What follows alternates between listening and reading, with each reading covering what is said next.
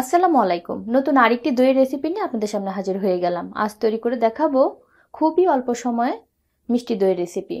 এর আগেও কিন্তু আমার ইউটিউব চ্যানেলে কয়েক প্রকারের দইয়ের রেসিপি আছে। দইয়ের বীজ থেকে শুরু করে টক দই, মিষ্টি দই এবং অতিথি আপ্যায়নে অল্প সময় মিষ্টি দইও আছে। যার যেটা ভালো লাগে দেখে নিতে পারেন, লিঙ্কগুলো আমি দিয়ে দিব ডেসক্রিপশন বক্সে। তাহলে আমি শুরু করে দিচ্ছি, ধাপে ধাপে দেখেন তাহলে বুঝতে পারবেন। আর এই দইটাকে বলা হয় ভাপা দই। দই বানাতে দইয়ের বীজ লাগবে। আর এর আগে যেটা আমি বলেছিলাম, আমার ইউটিউব চ্যানেলে দইয়ের বীজ কিভাবে ঘরে তৈরি করতে হয় সেটার ভিডিও আছে। যদি ওইভাবে তৈরি করতে না চান, মানে অল্প সময় কিভাবে বানাবেন সেটার জন্য হাতের নাগালে এরকম পট আকারে দই কিনতে পাওয়া যায়, পাশের দোকানেই পাবেন। বিভিন্ন ব্র্যান্ডের হয়ে থাকে। এখন এই পটের দই থেকে আমি মেজারমেন্ট কাপের 1 কাপ পরিমাণ দই নিয়ে নিচ্ছি। নিচে একটা চালনি দেখতে পাচ্ছেন, এই চালনিতে আমি দিয়ে দিব। এটার দেওয়ার মানে হচ্ছে টক দইয়ের মধ্যে যতটুকু পরিমাণ পানি থাকবে সেটা চালনির নিচে ঝরে পড়ে যাবে। তাহলে নিচে পানি পড়তে থাকুক আর এই ফাঁকে আমরা অন্যান্য কাজ করে নিব। এখানে মেজারমেন্ট কাপের 2 কাপ পরিমাণ ঘন দুধ আছে। যদি আপনারা গরুর দুধটা নিতে চান তাহলে 1 লিটার দুধকে হাফ লিটার করে নেবেন। মানে যতটুকু দুধ নেন না কেন অর্ধেক করে নেবেন জাল দিয়ে, তাহলে ঘন হবে। ঘন না হলে খেতে ভালো লাগবে না। ইচ্ছে হলে আরো কমিয়ে নিতে পারেন, তাহলে আরো ভালো হবে। এখানে আমি পাউডার দুধ নিয়েছি, মানে সহজের জন্য বা তাড়াতাড়ির জন্য। 2 কাপ পরিমাণ পানির মধ্যে 1 কাপ পরিমাণ পাউডার দুধ দিয়ে গরম পানি দিয়ে 2 থেকে 3টি বলক তুলে নিয়েছি। তারপরে ফ্যানের বাতাসে ঠান্ডা করে নিয়েছি। আর আমি দেখিয়ে দিচ্ছি কতটুকু ঘন করেছে। 2 কাপ পরিমাণ পানির সাথে 1 কাপ পরিমাণ পাউডার দুধ। যে দুধটা আপনারা খান সেটাই নিতে হবে, ফুল ক্রিম নিতে হবে, হাফ ক্রিম না। একটা বোলের মধ্যে দুধটা নিয়ে নিলাম। হাফ কাপ পরিমাণ কনডেন্স মিল্ক দিয়ে দিলাম। এটা আমার ইউটিউব চ্যানেলে আছে, দেখে নিতে পারেন, লিঙ্কটা দিয়ে দিব। কনডেন্স মিল্কের পরিবর্তে চিনিটাও দিতে পারেন। চিনিটা দিলে অনেক সময় পানি ছাড়ে। আর এছাড়া ক্যারামেল করেও দিতে পারেন। ক্যারামেলের বদলে আমরা হালকা একটু ফুড কালার ব্যবহার করতে পারি, তাতে করে কালারটা সুন্দর আসবে।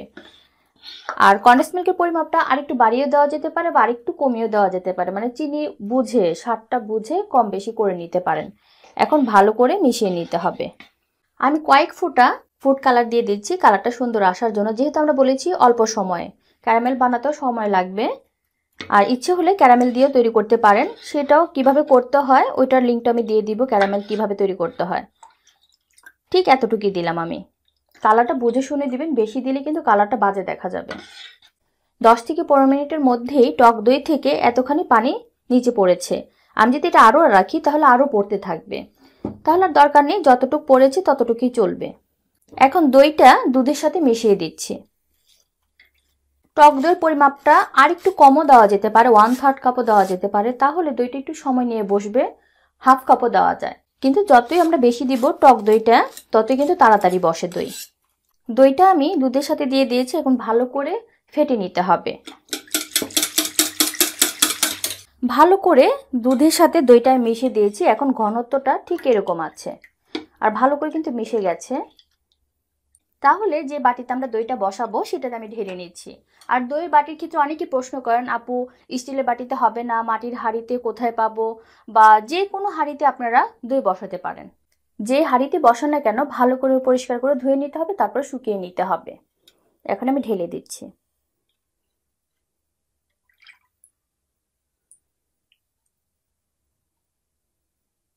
এখন এটা উপরে ফয়েল পেপার দিয়ে দিতে হবে, তা না হলে পানি পড়তে থাকবে। হাঁড়িতে আমি ফয়েল পেপার দিয়ে ভালো করে মুড়িয়ে দিচ্ছি।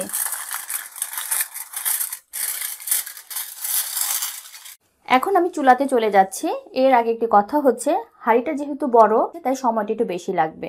ছোট ছোট যদি এরকম ওভেন প্রুফ বাটিতে বসাতে চাই তাহলে 15 থেকে 20 মিনিটের মধ্যে হয়ে যায়। এটা হতে আধা ঘন্টা কি 40 মিনিটও লাগতে পারে। তাহলে আমি চুলাতে চলে যাচ্ছি। দইটা ভাপে দেওয়ার জন্য আমি বড় একটা হাঁড়ি বসিয়ে দিয়েছি। এটা আসলে স্টিম পাতিল, দেখতেই পাচ্ছেন। অল্প পরিমাণে পানি দিয়েছি, অতিরিক্ত বেশি পানি দেওয়া যাবে না। পানিটা মোটামুটি বলক চলে এসেছে। এখন দু কাজ করতে পারেন, এরকম একটা স্ট্যান্ড আছে, স্ট্যান্ড দিতে হবে। আর স্ট্যান্ডের নিচে পানিটা থাকতে হবে, উপরে যাতে না থাকে।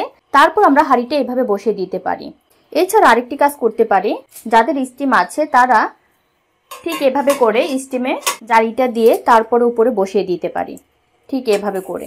তারপরে ঢাকনা দিয়ে দিব, যতক্ষণ লাগে ততক্ষণ হতে থাকবে। তাহলে যার যেভাবে সুবিধা সেভাবেই করতে পারেন। আর এভাবে যদি স্টিমে করি তাহলে পানিটা নিচে বেশি দিলেও সমস্যা নেই এবং চুলার তাপটা একটু বেশি দিলেও সমস্যা নেই, কিন্তু যখন আমরা স্টেনে দিব তখন চুলার তাপটা কমিয়ে দিতে হবে, যাতে করে টকবক করে পানিটা না ফুটে। টকবক করে পানিটা ফুটলে দইয়ের ভিতরে ফোকা ফোকা হয়ে যেতে পারে। আমি দইটা ঠিক এভাবে করে স্টেমে তৈরি করব, আর পানিটা কিন্তু খেয়াল রাখতে হবে পানিটা যাতে না শুকিয়ে যায়। এখন আমি চুলার আঁচটা মিডিয়াম রেখেছি। তাহলে আমরা দইটা হওয়ার পর আবার ফিরে আসছি, আর তখন আমি বলে দিব টাইমটা কতটুকু লাগছে। 30 মিনিট পর আমি উঠিয়ে দেখেছি দইটা আমার পুরোপুরি হয়ে গেছে। এই কারণে আমি আপনাদের দেখিয়ে দিচ্ছি।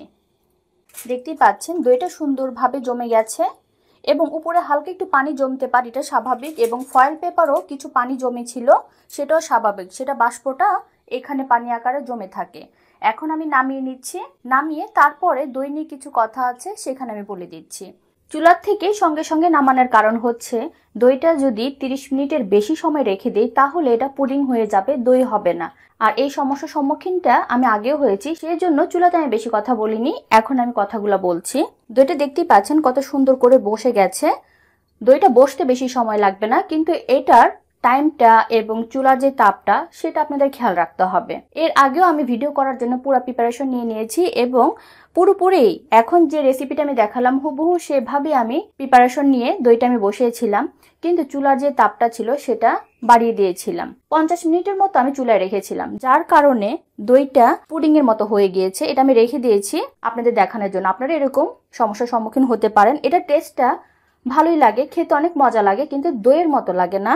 সেজন্য আবারও আমি রেসিপিটা বানিয়েছি আপনাদের জন্য দেখানোর জন্য এবং কি কি সমস্যা হতে পারে সেজন্য। এখন দেখতেই পাচ্ছেন কতটা সুন্দর হয়েছে এবং উপরে একটু পানি জমতে পারে, এটা স্বাভাবিক, সেটা তো আমি আগেই বলে দিলাম। এখন ফ্রিজে রেখে দিতে পারেন 1 থেকে 2 ঘন্টার জন্য, তাহলে ঠান্ডা ঠান্ডা পরিবেশন করতে পারেন। তাহলে 2 থেকে 3 ঘন্টার জন্য নরমাল ফ্রিজে আমি রেখে দিচ্ছি। যতটুক দুধ হাঁড়িতে নিয়েছিল তাতে আমি বসিয়ে দিয়েছি, আর কিছুটা রয়ে গিয়েছিল তা দিয়ে দুটো আমি কাপে করে দইটা বসিয়ে নিয়েছি। সেটা বানিয়েছি চুলার নিচে দিয়ে। সেটা কিভাবে বানাবেন সেটাও কিন্তু আমার একটা ভিডিও আছে ইউটিউব চ্যানেলে, দেখে নিতে পারেন। এখন আমি এটা খুলে দেখাচ্ছি কিরকম হয়েছে। আমি একটা কেটে দেখাচ্ছি কিরকম হয়েছে। এটা চুলার নিচে দিয়ে করেছি, আর দেখতে পাচ্ছেন কতটা সুন্দর এবং স্মুথ এবং ক্রিমি হয়েছে। দইটা আমি ফ্রিজ থেকে নামিয়ে এনেছি, এখন দেখাচ্ছি কিরকম হয়েছে। আমি উঠিয়ে দেখাচ্ছি দইটা কিরকম বসেছে। তাহলে এভাবে করে আপনারা দই বসাতে পারেন। তাহলে দর্শক, এই ছিল আজকে আমার ভাপা দইয়ের রেসিপি। রেসিপিটি ভালো লাগলে এভাবে করে বাসায় ট্রাই করতে পারেন। ভালো লাগলে অবশ্যই একটা লাইক দিবেন, শেয়ার করবেন এবং আমার চ্যানেলকে সাবস্ক্রাইব করবেন। সবাই ভালো থাকবেন। আল্লাহ হাফেজ।